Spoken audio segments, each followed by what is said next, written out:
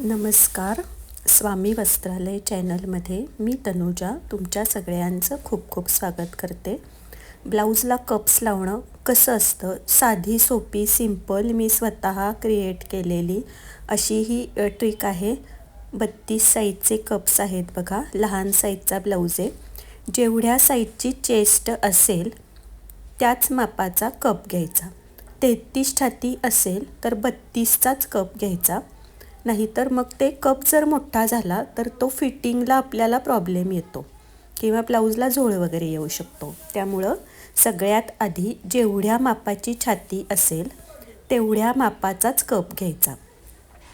32 छातीला 32, 30 साईजला 30, 40 छातीपर्यंतच कप्स येतात. एखाद्याची 44 वगैरे छाती असेल तर 40चे कप्स ओके होऊन जातात. त्याच्यापेक्षा बऱ्याचशा बायकांना असं वाटतं की कप्स लावल्यावर ज्या मुली बारीक असतात त्यांना वाटतं कप्स लावल्यावर जाड दिसू, पण तसं काहीही होत नाही. बस्ट पॉईंट इथं मी काढून घेतलेला आहे. कस्टमरच्या शोल्डरला मी ह्या बस्ट पॉईंटची एक शॉर्ट बनवते. यांचा बस्ट पॉईंट आहे 9वरती बस्ट पॉईंटवरती बरोबर खूण करून घेतली. हे जे प्रिन्सेस कटचा जो कट आहे ना त्याच्या. आता हे बघा, सेंटरवरती आपल्याला बरोबर कपचा सेंटर ठेवायचा असतो असा. त्या कपचा सेंटर कसा काढायचा ते मी तुम्हाला दाखवलंच आहे. आधी मी सुलट साईडनं सेंटर काढून घेतला आहे का तर मला तिथं ते लावून बघायचं होतं. आता मी उलट साईडनंही सेंटर आणि त्याचे 4 पार्ट करायचे. जसे एका भाकरीचे आपण 4 पीस करतो त्याचप्रमाणे 4 पीस मी करून घेतलेले आहेत.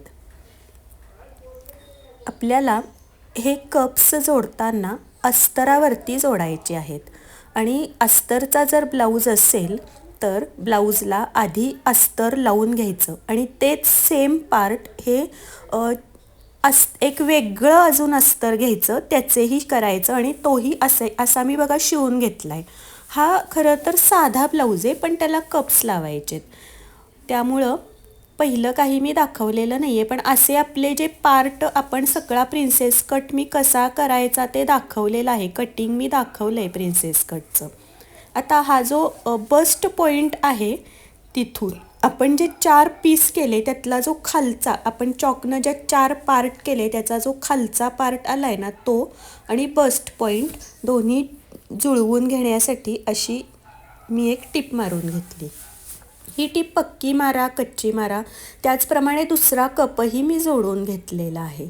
आता हे झाल्यावरती आपण अस्तर आणि मेन जो ब्लाऊजचा पार्ट आहे फ्रंट त्यालाही आतून आपण अस्तर लावून घ्यायचा. आता हा अस्तरचा नव्हता त्यामुळं मी लावलेला नाही आहे.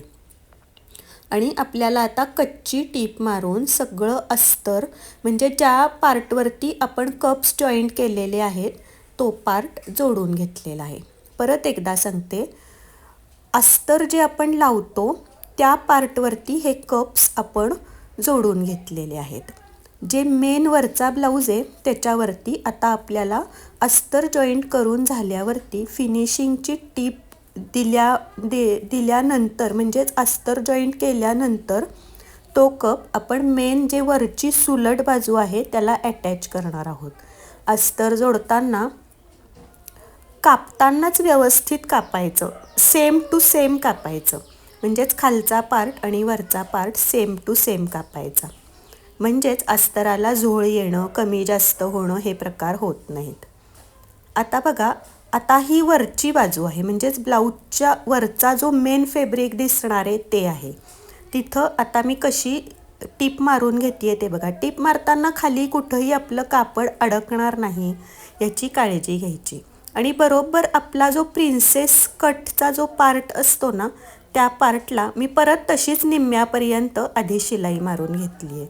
पण ही शिलाई निम्म्यापर्यंत मी 2 पद्धतीनं करते. एका पद्धतीनं निम्म्यापर्यंत जॉईंट करते आणि ते पण आत्ता दाखवलं एका पार्टला. आणि दुसऱ्या पद्धतीमध्ये मी पूर्ण वरपर्यंत तीच टीप वरपर्यंत घेते. तुम्ही तुमच्या ग्राहकाच्या आवडीप्रमाणे किंवा तुमच्या फिनिशिंगप्रमाणे या दोन्ही पद्धतीनं केलं तरीही फिटिंग छान बसतं.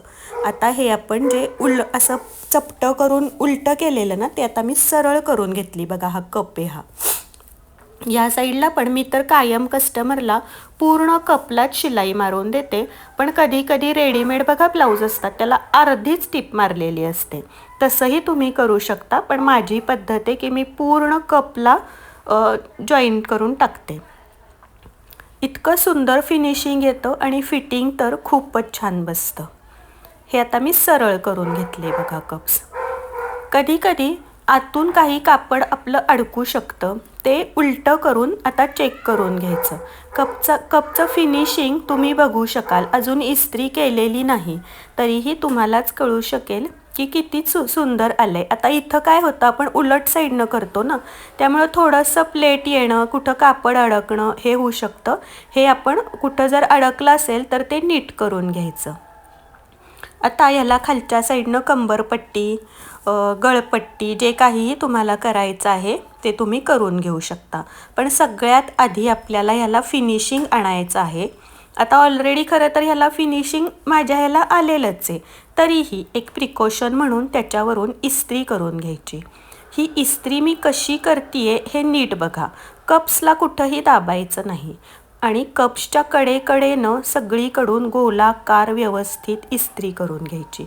कपवरती जी आपण टीप मारली आहे त्याच्यावरही किंचित चुणी येऊ शकते, काय येऊ शकते, त्यालाही अशा रीतीनं फिनिशिंग द्यायचं. ही गोष्ट खूप महत्त्वाची आहे. ह्याच पद्धतीनं कप्स लावत जावा. बस्ट पॉईंट काढायचा. बस्ट पॉईंटवरती बरोबर आपल्या कपचा पॉईंट ठेवायचा. कपचे 4 पार्ट करायचे आणि खालचा पार्ट हा जोडायचा. खालचा पार्ट आणि म्हणजे जे आपण खाली एक रेष मारली आहे ना ती, आणि हे आधी जोडून घ्यायचं, नंतर वरनं. आणि इस्त्रीनं ही इस्त्री कशी करते हे बघा. माझी प्रत्येक व्हिडिओ पूर्ण बघत जावा. स्किप करणाऱ्या बायकांना बरेचसे प्रश्न पडणार, कारण व्हिडिओ भरपूर असतात, पण प्रत्येक व्हिडिओमध्ये प्रत्येक टेलरची स्वतःनं क्रिएट केलेली काहीतरी एक खासियत असू शकते. त्यामुळं व्हिडिओ बघितला असेल, तुम्हाला आवडला असेल तर जाण्याच्या आधी व्हिडिओला एक लाईक नक्की करा. कमेंट बॉक्समध्ये तुम्हाला समजलं का, तुम्ही आता स्वतः कप्स लावू शकाल का, ह्याच्यातलं काही कळलं नाही का, हेही नक्की सांगा. चॅनलला सबस्क्राईब केलं नसेल तर सबस्क्राईब करा. शेजारी बेल आयकॉनचं बटन दिलेलं आहे ते नक्कीच दाबा. आता हा सगळा ब्लाऊज करून पूर्ण झाल्यानंतर तुम्हाला मी दाखवते की कप्स बरोबर बसलेत का नाही हे कसं बघायचं. कप्स जर बरोबर बसले नाहीत तरी आपल्याला खूप प्रॉब्लेम येऊ शकतो. ब्लाऊज शिवून झाल्यावरती कस्टमरला एका साईडला कुठंतरी कप्स वर दिसतात, एका साईडला खाली दिसतात. कितीही अडाणी कस्टमर असलं ना तरीही शिवणकाम ही गोष्ट अशी आहे की झालेली चूक ही अगदी त्यातल्या काहीही नॉलेज नसणाऱ्याला सुद्धा कळते. शिवणं अवघड आहे, पण शिवणातल्या चुका काढणं खूप सोपं आहे. त्यामुळं स्वतःचे इन्स्पेक्टर स्वतःच व्हा. कस्टमरच्या हातात ब्लाऊज जाण्याआधी त्याची चाचपणी सर्व बाजूनं करा. हे बघा, आता हे कप्स माझे जोडून झालेले आहेत. हा ब्लाऊज स्लीवलेसच आहे. मी पुढच्या शॉर्ट व्हिडिओमध्ये हा शिवून तयार झाल्यावर तुम्हाला दाखवेन. बघा कप्स आता कसे बघायचे, कस्टमरच्या हातात जाण्याआधी आणि बाकीचं फिनिशिंग देण्याआधी आपण इन्स्पेक्शन करूयात कप्सचं. तुम्हाला दाखवते बघा कप्सचं इन्स्पेक्शन कसं करायचं. सगळीकडून सेम अंतर आलेलं पाहिजे, कुठंही चुणी नकोय, फुगा नकोय. आता आपण ह्याला काय करूयात, मध्यभागी फोल्ड करून बघूयात कसं काय आलंय का बरोबर ते. हा ब्लाऊज आहे बघा. आता ह्याचे कप्स आपण बसवले आहेत. याला असं आपण बरोबर मध्यामध्ये फोल्ड करून बघायचं.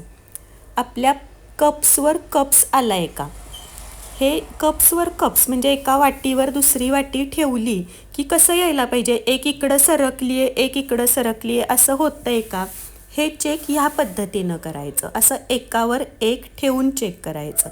जर आपल्या एक कप बरोबर दुसऱ्या कपवर बसत असेल अशी घडी घातल्यावर तर आपलं खूप सुंदर कप्स आपण बसवलेले आहेत. हे कस्टमरला द्यायच्या आधीच नाही तर पुढचा ब्लाऊज शिवायच्या आधी हे या पद्धतीनं चेक करा.